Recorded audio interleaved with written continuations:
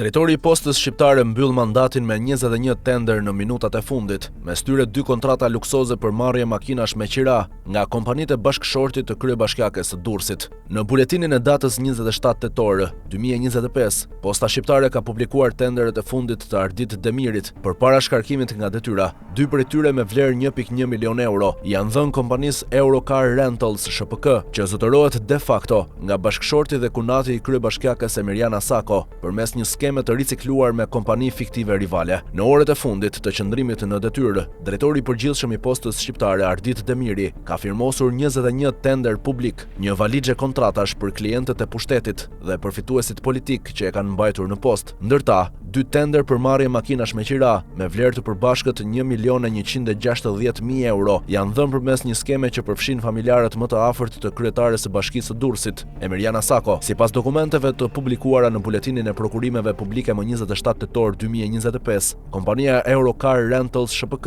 është shpallur fituese në 2 tender. Tenderi i parë, marrja automjetesh furgonçina me qira me fond limit 970.000 euro me TVSH, fituar me ofertë 950.000 euro ose 98% e fondit limit. Tenderi i dytë, marrje me qira të autoveturave tip SUV me fond limit 220.000 euro, fituar në ofertë 210.000 euro ose 95% e fondit limit. Në të dyja rastet, fituesja është e njëjta kompani, Eurocar Rentals ShPK, që sipas të dhënave të Qendrës Kombëtare të Biznesit QKB, është pronë e familjes së bashkëshortit dhe kunatit Emiriana Sakos. Kompania u krijua në mars 2017 nga Edmond Shahini, vëllai i bashkëshortit të Sakos, dhe më vonë shitur për 1 milion lek te Indrit Lama, një familjar tjetër që shërben si administrator formal, ndërsa kontrolli real mbetet në duart e familjes Shahini. Pas publikimeve të para për konflikt interesi dhe 17 milion euro tendera të përbashkët midis Eurocar Rentals dhe Mectrin Motors, kompania tjetër e bashkëshortit të Sakos, Landi Shahini, familja ka tentuar të maskojë pronësinë duke përdorur emra të rinj për garë dhe kompani rivale të vetat. Në tenderat e fundit të Postës Shqiptare, si pjesëmarrëse konkurrente, është futur edhe kompania Antigon Rentals ShPK, që ka bërë ofertë vetëm 2% më të lartë për të krijuar pamjen e konkurrencës,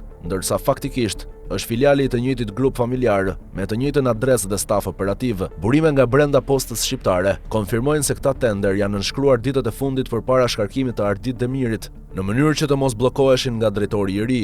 Në total, vetëm për transportin dhe qirat e makinave, institucioni ka shpenzuar afro 2 milion euro, ndërkohë që vetë Posta është në humbje dhe pa investime reale në infrastrukturë. Kjo nuk është hera e parë që kompanitë e lidhura me familjen e kryebashkiakes së Durrësit përfitojnë fonde publike nëpërmjet institucioneve shtetërore dhe bashkive, që nga viti 2021 Mectrin Motors dhe Eurocar Rentals kanë marrë mbi 25 milion euro tendera për automjete, mirëmbajtje, karburante dhe qira makinash nga ministrit, bashkit dhe ndërmarrjet publike. Megjithatë, as SPAK dhe as Agjencia e Prokurimeve Publike nuk kanë hapur procedurë hetimore për konflikt interesi, dhe pse lidhjet mes përfituesve dhe funksionarëve publik. Megjithatë, as SPAK dhe as Agjencia e Prokurimeve Publike nuk kanë hapur procedurë hetimore për konflikt interesi, edhe pse lidhjet mes përfituesve dhe funksionarëve publik janë të dokumentuara zyrtarisht. Në thelb, kjo është një tjetër skem tipike e pushtetit vendor të rilindjes. Zyrtarët e lartë, bashkëshortët dhe familjarët e tyre kontrollojnë tenderet publik, ndërsa Posta Shqiptare dhe institucionet e tjera shtetërore përdoren si kasaforta private për shpërndarje kontratash në prag ndryshimesh drejtuese. Të gjitha provat tregojnë se tenderet e fundit të Ardit Demirit nuk ishin administrativ, por politik, një mbyllje llogarish